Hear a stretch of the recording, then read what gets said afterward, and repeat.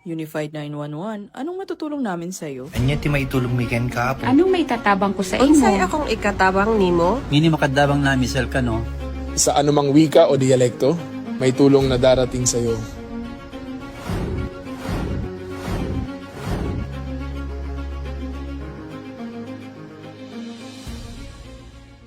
Lilingkod sa bawat Pilipino at magbibigay ng tamang impormasyon para sa tahimik at maayos na Pilipinas. Police News Network, alagad ng batas, tagapagtaguyod ng balitang pulis, sandigan ng mamamayan, patnubay ng katotohanan. La Campo Crame, maghahatid ng pinakahuling kaganapan at nagbabagang balita. Ito ang PNN Police News Network. At ngayon, ang inyong mga tagapagbalita. Magandang araw, bagong Pilipinas. Ako ang inyong alagad ng batas, tagataguyod ng Balitang Pulis. Patrolwoman Rosemia Marquez mula sa Manila Police District, NCRPO. Maghahatid sa inyo ng tamang balita, kwento ng pulis at serbisyo para sa mamamayan. At ito ang PNP News Online, ang pangunahing balita ng Police News Network, alagad ng batas, tagataguyod ng Balitang Pulis.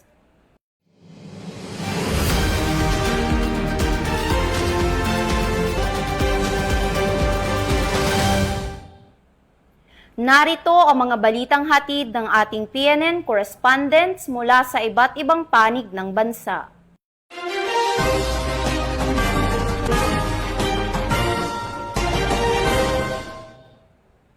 Arestado ng mga operatiba ng Philippine National Police ang isang most wanted person na nahaharap sa kasong illegal possession of firearms sa isinagawang manhunt operation sa bayan ng Nanggilan, La Union. Ang buong detalye ng report mula kay Patrolwoman Verna Gondran.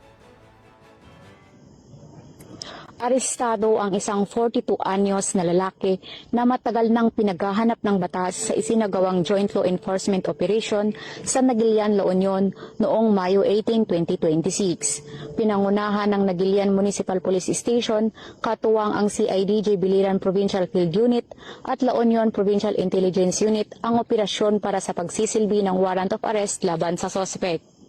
Nahaharap ang akusado sa kasong paglabag sa Section 28, Paragraph A ng RA 10591 o illegal possession of firearms na may inirekomendang piyansang 80,000 pesos.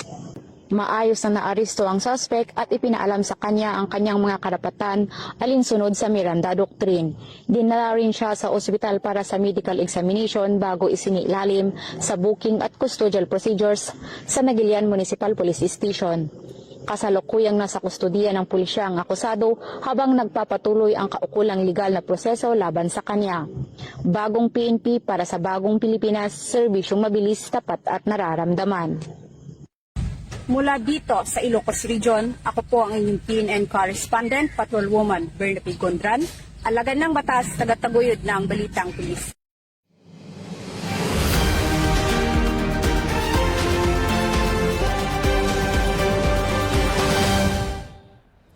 Maraming salamat, Patrolwoman Gondran. Arestado ng mga operatiba ng Regional Mobile Force Battalion 5 ang isang individual matapos mahuling sangkot sa iligal na pagputol ng kahoy sa bayan ng Daraga, Albay. Ibabalita yan ni Police Staff Sergeant Irene Hani Tria Abad. Arestado ang isang individual matapos maaktuhan ng mga otoridad na nagsasagawa ng iligal na pagputol ng puno ng nyog sa Barangay Salvacion, Daraga, Albay nito lamang 19 na araw ng Mayo taong kasalukuyan.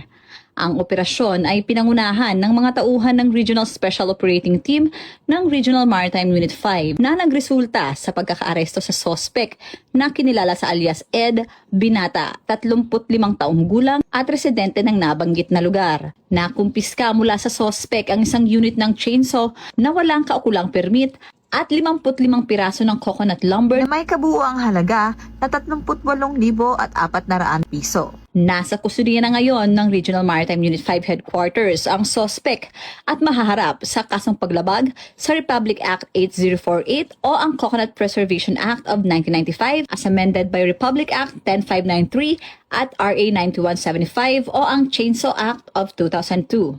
Ang naturang operasyon ay bahagi ng patuloy at mas pinaigting na kampanya ng PNP Maritime Group sa pakikipagtulungan sa Philippine Coconut Authority at Department of Environment and Natural Resources laban sa mga iligal na gawain na sumisira sa kalikasan. Alinsunod sa mantra ng bagong PNP, serbisyong mabilis, tapat at nararamdaman. Mula dito sa Regional Maritime Unit 5, ako ang inyong PNN correspondent, Staff Sergeant Irene Hanitri Abad, alagad ng batas, tagataguyod ng Balitang Pulis.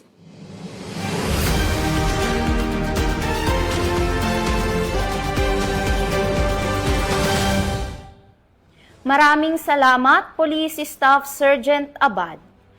Nasa tinatayang 340,000 pesos na halaga ng hinihinalang shabu ang nakumpiska ng mga operatiba ng Philippine National Police sa isinagawang Oplan Bulabog sa Cebu City.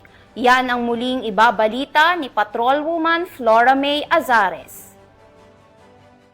Arestado ang isang lalaki matapos maaktuhan umano sa pag-iingat ng hinihinalang shabu sa isinagawang untestified foot patrol operation ng mga otoridad sa sitio Puntod, Barangay Mambaling, Cebu City, bandang alas 10:55 ng gabi noong Mayo 19 ng taong kasalukuyan. Kinilala ni Police Captain Arnel S. Ancheta, officer in charge ng Police Station 11 CCPO, ang suspect na si Elias Byrne, 36 anyos, isang high-value individual na residente ng sitio ng Kaavil, Barangay Quiyot Pardo, Cebu City. Ayon sa ulat, nahuli umano sa akto ang suspect sa pamamagitan ng plain view operation na nagresulta sa kanyang pagkakaaresto. Nakumpiska mula suspect ang isang malaking heat-sealed transparent plastic na naglalaman ng hinihinalang shabu. Tinatayang may bigat na 50 gramo ang nakuhang illegal na droga na may standard drug price na umaabot sa 340,000 pesos. Mahaharap ang suspect sa kasong paglabag sa Section 11 ng RA 9165 o ang Comprehensive Dangerous Drugs Act of 2002. Patuloy na isinusulong ng Cebu City PNP ang kanilang mandato na tiyakin ang kaligtasan at seguridad ng mamamayan bilang bahagi ng adhikain ng Philippine National Police, bagong PNP para sa bagong Pilipinas, serbisyong mabilis, tapat at nararamdaman. Mula dito sa Central Visayas, ako inyong Police News Network correspondent, Patrolwoman Flora May Azares, alagad ng batas, tagataguyod ng Balitang Pulis.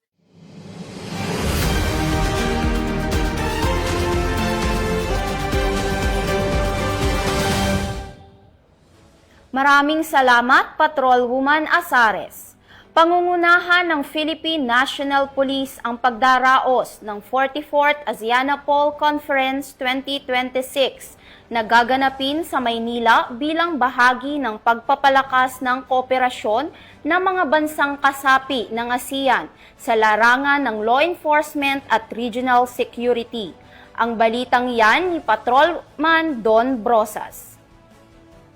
Nakatakdang i-host ng Philippine National Police ang ika-44 na ASEANAPOL Conference mula ika-22 hanggang 26 ng Hulyo sa Manila Marriott Hotel kung saan dadalo ang mga hepe ng pulisya, kabilang si Police General Jose Melencio Nartates Jr., Chief ng Philippine National Police, at senior law enforcement officials mula sa iba't ibang bansang kasapi ng ASEAN.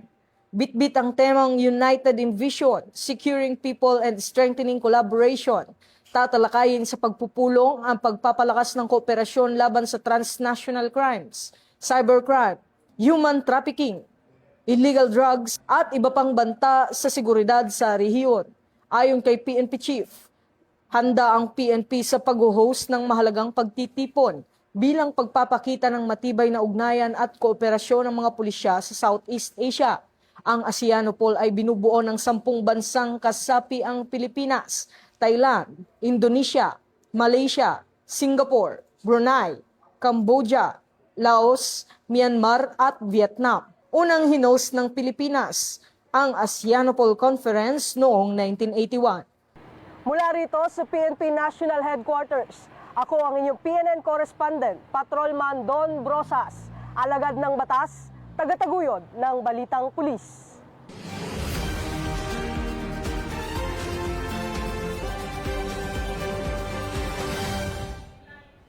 Maraming salamat, Patrolman Brosas. Pinangunahan ng PNP Women and Children Protection Center ang matagumpay na pag-host ng 40th ASEAN Heads of Specialist Anti-Trafficking Units meeting na ginanap sa DILG Napolcom Center sa Quezon City. Ibabalita yan ni Patrolwoman Resalie Umalay.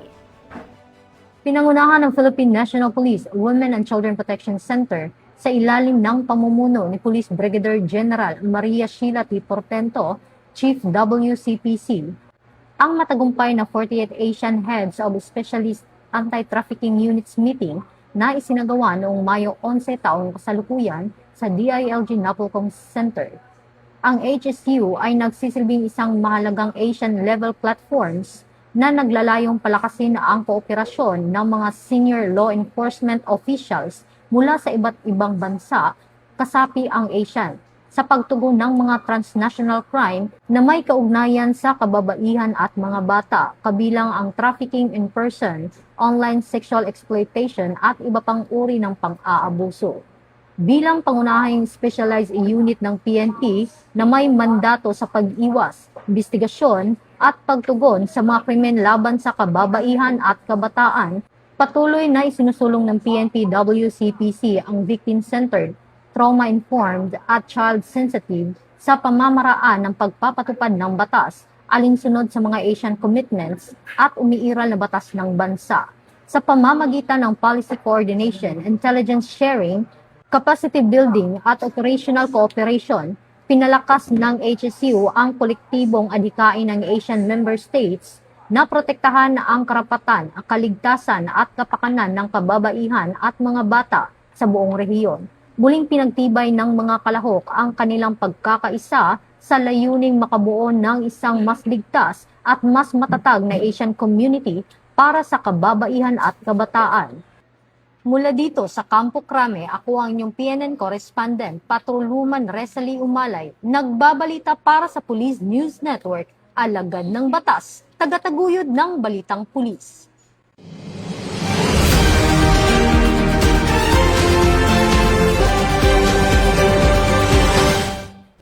Maraming salamat, Patrolwoman Umalay. Mahigit 9,000 personnel ng Philippine National Police ang naka-standby at fully deployed bilang bahagi ng seguridad para sa nalalapit na Bangsamoro Autonomous Region in Muslim Mindanao parliamentary elections. Yan ang balitang tinutukan ni Patrolman Don Brosas. Nakastandby ang may 9,000 personnel ng Philippine National Police para tumulong sa pagsasagawa ng kauna-unahang parliamentary elections sa Bangsamoro Autonomous Region in Muslim Mindanao sa ika-14 ng Setyembre. Ayon kay COMELEC Chairperson George Garcia, sasailalim sa pagsasanay at bibigyan ng election officer certification ang mga pulis upang magsilbing kapalit sakaling may mga gurong hindi makapaglingkod sa araw ng halalan. Layunin ng aktibidad na matiyak ang maayos at tuloy-tuloy na operasyon ng halalan, lalo na sa mga lugar na posibleng magkaroon ng kakulangan sa electoral personnel. Kaugnay nito, patuloy na nakikipag-ugnayan ang PNP sa Commission on Elections para mapanatili ang kaayusan, seguridad at integridad ng nalalapit na BARM parliamentary polls. Ang unang BARM parliamentary elections ay itinakda sa ika-14 ng Setyembre alinsunod sa Republic Act No. 12317 na nilagdaan ni Pangulong Ferdinand Bongbong Marcos Jr. Hinihikayat naman ng PNP ang publiko na makiisa at makipagtulungan sa mga otoridad upang matiyak ang ligtas, maayos at mapayapang pagsasagawa ng halalan sa BARM. Bagong PNP para sa bagong Pilipinas, serbisyong mabilis, tapat at nararamdaman. Mula rito sa PNP National Headquarters, ako ang inyong PNN correspondent, Patrolman Don Brosas, alagad ng batas, tagataguyod ng Balitang Pulis.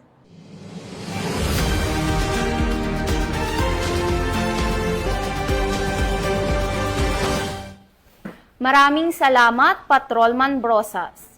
At yan ang mga balitang nakalap ng ating PNN correspondents mula Luzon, Visayas at Mindanao.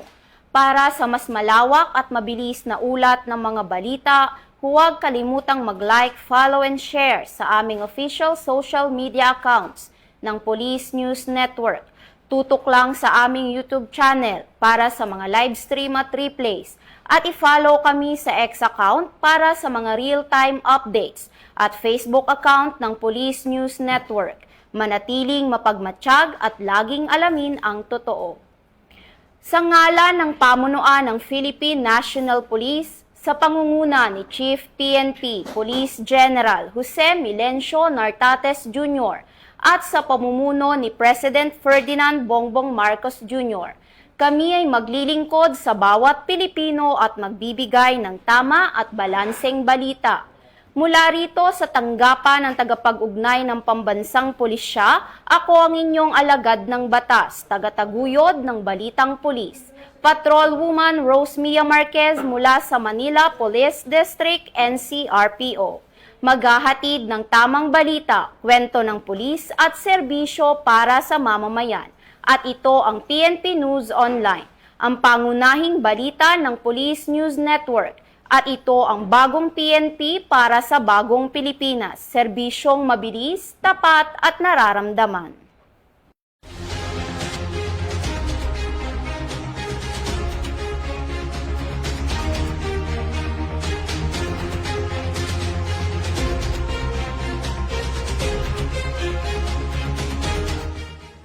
Police News Network, alagad ng batas, tagapagtaguyod ng balitang pulis.